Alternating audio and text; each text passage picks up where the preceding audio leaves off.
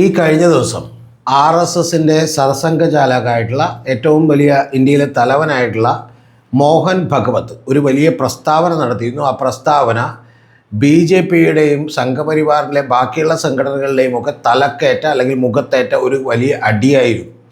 അതിൽ അദ്ദേഹം പറഞ്ഞത് ജൻസി പ്രക്ഷോഭം എന്ന് പറയുന്നത് ന്യായമായിട്ടുള്ള ആവശ്യത്തിന് വേണ്ടിയായിരുന്നു എന്നുള്ളതാണ് ഒന്നാമത്തെ കാര്യം. രണ്ടാമത്തേത് അദ്ദേഹം പറയുന്നത് അങ്ങനെ ന്യായമായിട്ടുള്ള ആവശ്യത്തിന് വേണ്ടിയായിരുന്നു എന്നുള്ളത് മാത്രമല്ല, അവരൊരിക്കലും രാജ്യദ്രോഹികളല്ല എന്നുള്ളതാണ്. അപ്പോൾ ഈ രണ്ട് പ്രസ്താവനകളിലൂടെയും തന്നെ കഴിഞ്ഞ തവണ കോക്രോച്ച് ജനതാ പാർട്ടി ഉയർത്തിയിട്ടുള്ള പ്രൊട്ടസ്റ്റിനെതിരെ BJPയുടെയൊക്കെ തന്നെ BJPയുടെയും സംഘപരിവാറിൻ്റെയൊക്കെ ആളുകൾ താഴെത്തട്ടിൽ വരെ നടത്തിക്കൊണ്ടിരുന്ന പ്രചരണങ്ങളൊക്കെ തന്നെ പൊളിഞ്ഞിരിക്കുന്നു എന്നുള്ളതാണ് ഏറ്റവും പ്രധാനപ്പെട്ട കാര്യം. CJPയുടെ പ്രൊട്ടസ്റ്റ് നമുക്കറിയാം. CJP ഒരു രാഷ്ട്രീയ പ്രസ്ഥാനമായിരുന്നില്ല, ഇപ്പോഴത് രാഷ്ട്രീയ പ്രസ്ഥാനമാക്കാൻ ഉദ്ദേശിച്ചിട്ടില്ല എന്നുള്ളതാണ് പറയുന്നത്.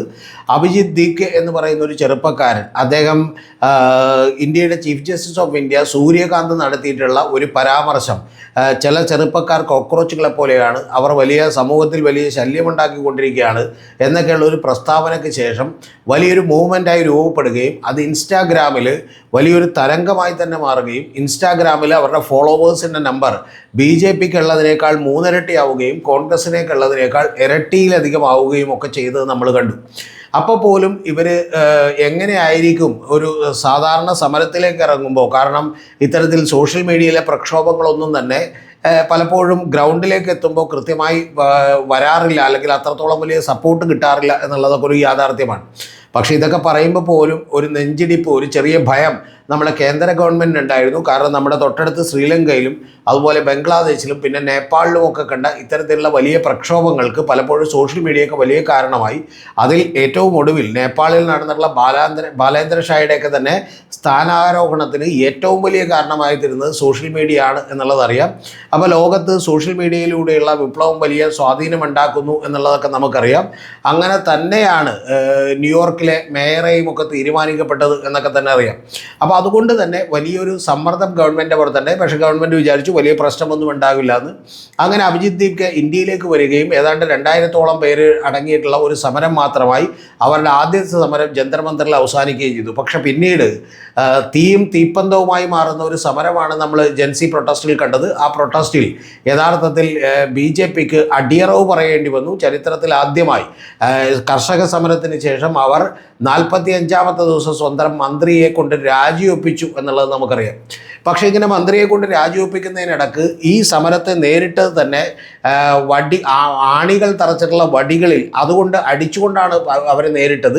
കൂടാതെ അവരെ ഫേസ് ഡിറ്റൻഷൻ ക്യാമറകൾ ഉപയോഗിച്ചുകൊണ്ട് അവരിൽ വന്നിട്ടുള്ള ആളുകളിൽ 2800-ഓളം പേർക്ക് ക്രിമിനൽ പശ്ചാത്തലമുണ്ട് എന്ന് പറയുന്ന ഒരു കാര്യം ഉന്നയിച്ചിരുന്നു. ഇതിനേക്കാളൊക്കെ മുമ്പ് ഈ CJPയുടെ വലിയ ഫോളോവേഴ്സ് തന്നെ 97% പേര് പാകിസ്ഥാൻകാരാണെന്ന് പറയുന്ന ആരോപണം ഉന്നയിച്ചിരുന്നു. ഇതൊന്നും നിലനിന്നില്ല. ഏറ്റവും ഒടുവിൽ ഈ സംഘപരിവാറിൻ്റെ ഏറ്റവും താഴേക്കിടയിലുള്ള ആളുകളൊക്കെ തന്നെ വന്നിട്ട് ഇവർ ജോർജ് സോറോസിൻ്റെ ഫണ്ട് മേടിച്ചതാണ്, അമേരിക്കൻ ഫണ്ട് മേടിച്ചതാണ്, അമേരിക്കയുടെ ഇടപെടലുണ്ട് ഗവൺമെൻറ്റിനെ മറിച്ചിടാൻ എന്നൊക്കെയുള്ളതിലൊക്കെയുള്ള പല പ്രസ്താവനകളും നടത്തുകയും ഇവരൊക്കെ തന്നെ രാജ്യദ്രോഹികളാണ് എന്നുള്ളത് ധർമ്മേന്ദ്ര പ്രധാൻ അടക്കമുള്ള ആളുകളൊക്കെ തന്നെ പറയുകയും ചെയ്തു. അപ്പോൾ ഇത്തരത്തിൽ ഒരു വലിയ പ്രചരണം നടത്തിക്കൊണ്ടിരുന്ന എല്ലാ പ്രചരണങ്ങളെയും തച്ചുടച്ചുകൊണ്ടാണ് RSSൻ്റെ നേതാവായിട്ടുള്ള മോഹൻ ഭഗവത് തന്നെ ഇന്ന് പറഞ്ഞിട്ടുള്ളത്. ഈ പ്രക്ഷോഭം ഒരു ജനാധിപത്യത്തിൻ്റെ സൗന്ദര്യമാണെന്നും യഥാർത്ഥത്തിൽ ഇത്തരത്തിലുള്ള പ്രക്ഷോഭങ്ങൾ ഉണ്ടാകുമെന്നും അവരുയർത്തിയിട്ടുള്ള വിഷയങ്ങൾ ന്യായമായിരുന്നു എന്നുമാണ് പറഞ്ഞിട്ടുള്ളത്. എന്ന് പറഞ്ഞാൽ നമ്മുടെ ഇവിടെ ഏറ്റവും ഒടുവിൽ അഖിലേന്ത്യാ തലത്തിൽ സംഘപരിവാറിൻ്റെ സൈബർ ഹാൻഡിലുകൾ മാത്രമല്ല, നമ്മുടെ ഇവിടെ ഏറ്റവും പ്രധാനപ്പെട്ടയാളായിട്ടുള്ള TG മോഹൻദാസ് അടക്കമുള്ള ആളുകൾ മോദിയുടെ സ്ഥാനത്ത് ഞാനായിരുന്നെങ്കിൽ ഇവരെ വെടിവെച്ചു കൊല്ലുമായിരുന്നുവെന്നും ഇവരൊക്കെ കൂട്ടബലാത്സംഗങ്ങൾ നടക്കുകയും റേപ്പ് ഇഷ്ടപ്പെടുകയും ചെയ്യുന്ന ആളുകളാണെന്നും ഇടതുപക്ഷ ജനാധിപത്യ മതനിരപേക്ഷ ഡിമാലി ഗുണ്ടന്മാർ ആണെന്നും അതുകൊണ്ട് തന്നെ ഇവരൊക്കെ തന്നെ റേപ്പ് ഉണ്ടായിട്ടുണ്ടെങ്കിൽ പരാതി പറയില്ലെന്നും അതിൽ ആരെങ്കിലുമൊക്കെ ചത്തുപോയാൽ അവരെ രക്തസാക്ഷികൾ സിന്ദാബാദ് എന്ന് വിളിച്ച് രക്തസാക്ഷിയാകുമെന്നൊക്കെ വിചാരിച്ചിരുന്നു. യഥാർത്ഥത്തിൽ നമ്മൾ TG മോഹൻദാസ് എന്ന് പറയുന്ന ഡിമാലി ഗുണ്ടനെ അടക്കം തള്ളിപ്പറഞ്ഞിരിക്കുകയാണ് ഈ പറയുന്ന മോഹൻ ഭഗവത് എന്നുള്ളത് നിങ്ങൾ മറന്നുപോകരുത്. രണ്ടാമത്തെ പോയിന്റ്, എന്തുകൊണ്ടാണ് മോഹൻ ഭഗവത്തിന് ഇത് പറയേണ്ടി വന്നത് എന്നുള്ളതാണ്. ഇന്ത്യയിലെ ഏറ്റവും വലിയ, ലോകത്തിലെ തന്നെ വലിയ പ്രസ്ഥാനമാണെന്നൊക്കെ അവകാശപ്പെടുന്ന ഒരു പ്രസ്ഥാനമാണ് RSS. പക്ഷേ അതിന് അങ്ങനെ അവകാശപ്പെടാം, കാരണം അതിന് മെമ്പർഷിപ്പ് ഒന്നുമില്ല. അതുപോലെ ലോകത്തിലെ ഏറ്റവും വലിയ പാർട്ടിയാണ് BJP എന്ന് ആവശ്യപ്പെടുന്നുണ്ട്. പക്ഷേ അവരുടെയൊക്കെ തന്നെ അടിതെറ്റിയിരിക്കുന്നു. കാരണം അവരൊക്കെ തന്നെ ഈ ജൻസി പ്രക്ഷോഭത്തെ വലിയ തോതിൽ ഭയപ്പെട്ടിരിക്കുന്നു. അവരോട് എതിർത്ത് നിൽക്കാൻ കഴിയില്ലെന്നും അതുകൊണ്ട് അവരോട് നമ്മളൊന്ന് അഡ്ജസ്റ്റ് ചെയ്ത് നിൽക്കുന്നതായിരിക്കും നല്ലത് എന്നും പറയുന്ന ഒരു ചിന്തയിലേക്ക് സംഘപരിവാറും RSSും ഒക്കെ തന്നെ എത്തിയിരിക്കുന്നു, വേറെ നിവൃത്തിയില്ലാതെ. കാരണം ഇതിൻ്റെ പിന്നിൽ ആത്മാർത്ഥമായിട്ടുള്ള ഒരു പ്രതികരണമായിരുന്നുവെങ്കിൽ RSSന് ഇത് സമരം നടക്കുമ്പോൾ തന്നെ പറയാമായിരുന്നു, ഈ കുട്ടികളെ വേട്ടയാടരുതെന്ന് പറയാമായിരുന്നു. പെല്ലറ്റ് ഗണ്ണുകൾ ഉപയോഗിച്ച് ഇവരുടെ കാഴ്ചശക്തി പോകുന്ന രീതിയിൽ നിങ്ങൾ ഇവരെ വേട്ടയാടരുതെന്ന് പറയാമായിരുന്നു. പക്ഷെ അതൊന്നും പറഞ്ഞില്ല. ഏറ്റവും ഒടുവിൽ ഇതിൻ്റെ ശക്തി കൂടിക്കൊണ്ടിരിക്കുകയാണെന്നും ഇത് ഒരു കാരണവശാലും ഈ പ്രക്ഷോഭത്തിൻ്റെ ശക്തി അവസാനിക്കുന്നില്ലെന്നും പാട്നയിലും ബീഹാറിലും അടക്കം വലിയ പ്രക്ഷോഭങ്ങൾ കണ്ടുവെന്നും അതിൻ്റെ അടിസ്ഥാനത്തിൽ കഴിഞ്ഞ 3 തവണ BJPക്ക് ഉപതെരഞ്ഞെടുപ്പുകളിൽ നമ്മൾ വിശദമായി പറഞ്ഞാണ്, മധ്യപ്രദേശിലും ബീഹാറിലുമൊക്കെ തന്നെ വലിയ അടിപറ്റിയെന്നും അവിടെ പ്രശാന്ത് കിഷോർ ജയിച്ചുവെന്നുള്ളതൊക്കെ ഇതിൻ്റെ അടിസ്ഥാനത്തിൽ കൃത്യമായി എങ്ങോട്ടാണ് ജനത്തിൻ്റെ മനസ്സ് എന്നുള്ളത് RSS കൂടി തിരിച്ചറിഞ്ഞിരിക്കുന്നു. അപ്പോൾ അതിൻ്റോടൊപ്പം നിൽക്കലാണ് താല്പര്യമെന്ന് വിചാരിച്ചിരിക്കുന്നു. ഇനി മറ്റൊരു കാര്യമുള്ളത്, ഇത് നേരത്തെ മനസ്സിലാക്കിയ ഒരാളാണ് മോദി. അതുകൊണ്ടാണ് മോദി വന്നിട്ട് പറഞ്ഞത്, മറ്റേ രാത്രി അദ്ദേഹം ഇൻസ്റ്റാഗ്രാം വീഡിയോ ഇട്ടുകൊണ്ട് പറഞ്ഞത്, കാരണം ഇത് ഈ പരീക്ഷാ ലീക്ക് എന്ന് പറയുന്നത് ഒരു നിസ്സാരമായിട്ടുള്ള കാര്യമല്ല, അങ്ങേയറ്റം ഗൗരവമായ കാര്യമാണ്. അതുകൊണ്ട് ഞാനും നിങ്ങളോടൊപ്പമാണ് എന്ന് പറഞ്ഞുകൊണ്ടൊരു വീഡിയോ ഇട്ടത് ഓർക്കുണ്ടാവും.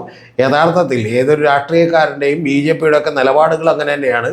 കാരണം യുവതീ പ്രക്ഷോഭത്തെ അനുകൂലിച്ചുകൊണ്ട്, ശബരിമലയിലെ യുവതീ പ്രക്ഷോഭത്തെ അനുകൂലിച്ചുകൊണ്ട് നിരവധി ലേഖനങ്ങൾ എഴുതുകയും അത് നടപ്പാക്കണമെന്നും അങ്ങേറ്റം പുരോഗമനപരമായ ആവശ്യമാണെന്നുമൊക്കെ നിലപാടെടുത്ത RSSും സംഘപരിവാരും രാജഗോപാലും കെ സുരേന്ദ്രനുമൊക്കെ ജനം അതിനെതിരായി നിൽക്കുന്നുവെന്ന് കണ്ടപ്പോൾ ഒരൊറ്റ നിമിഷം കൊണ്ട് മറുകണ്ഠം ചാടിയതും പെട്ടെന്ന് കയറ്റരുത്, കയറ്റുന്ന രീതി ശരിയല്ല എന്നൊക്കെ പറഞ്ഞുകൊണ്ട് ഈ പറയുന്ന പോലെ ചില മയിലെണ്ണ പുരട്ടിയ നട്ടല് പോലെ നട്ടല് വളയുന്നതുമൊക്കെ നമ്മൾ കണ്ടു. അപ്പോൾ അത്തരത്തിലുള്ളൊരു കാര്യമായിട്ട് ഇത് വിചാരിച്ചാൽ മതി.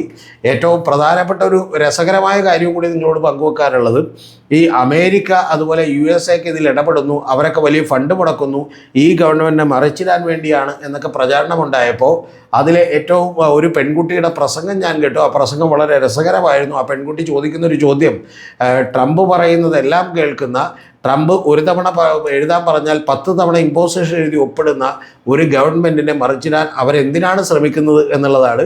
ആ ചോദ്യത്തിൻ്റെ പിന്നിലും ചില അർത്ഥങ്ങളുണ്ട്. കാരണം ഇന്ത്യയും പാകിസ്ഥാനുമായി യുദ്ധം നിർത്തണമെന്നും അതുപോലെ തന്നെ ഇന്ത്യ എവിടെ നിന്ന് എപ്പോൾ ഓയിൽ മേടിക്കണമെന്നും അത് റഷ്യയിൽ നിന്ന് 1 മാസം മേടിച്ചോളാൻ ഞങ്ങൾ പെർമിഷൻ കൊടുത്തിരിക്കുന്നു എന്നൊക്കെ പറയുന്നത് നമ്മൾ കേട്ടു. എന്ന് പറഞ്ഞാൽ അത്തരത്തിലുള്ളൊരു ഗവൺമെൻറ്റിനെ എന്തിനാണ് അവർ മറിച്ചിടാൻ ശ്രമിക്കുന്നത് എന്ന് പറയുന്ന വലിയ ചോദ്യവും ആ സമരത്തിൽ ഉയർന്നു കേട്ടു. എന്താണെങ്കിലും CJPയുടെ പ്രക്ഷോഭം ധർമ്മേന്ദ്ര പ്രധാനെ രാജിവെപ്പിക്കുന്നതിലൂടെ വിജയിച്ചിരിക്കുന്നു.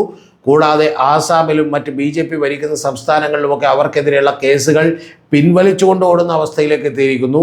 അതേസമയം തന്നെ ജൻസികളുമായിട്ടുള്ള സംവാദം അനിവാര്യമാണെന്നും അവരെ കേൾക്കാതെ ഞങ്ങൾക്ക് പോലും രക്ഷയില്ല, മുന്നോട്ട് പോകാൻ കഴിയില്ലെന്നും കോൺഗ്രസിനെയും RSSനെയും സംഘപരിവാറിനെയും ഒക്കെ തന്നെ ബോധ്യപ്പെടുത്തുന്ന ലെവലിലേക്കുള്ള വലിയ വിജയം അവർക്ക് കിട്ടിയിരിക്കുന്നു എന്നുള്ളതാണ് നമ്മൾ ഇതിലൂടെ മനസ്സിലാക്കേണ്ടത്.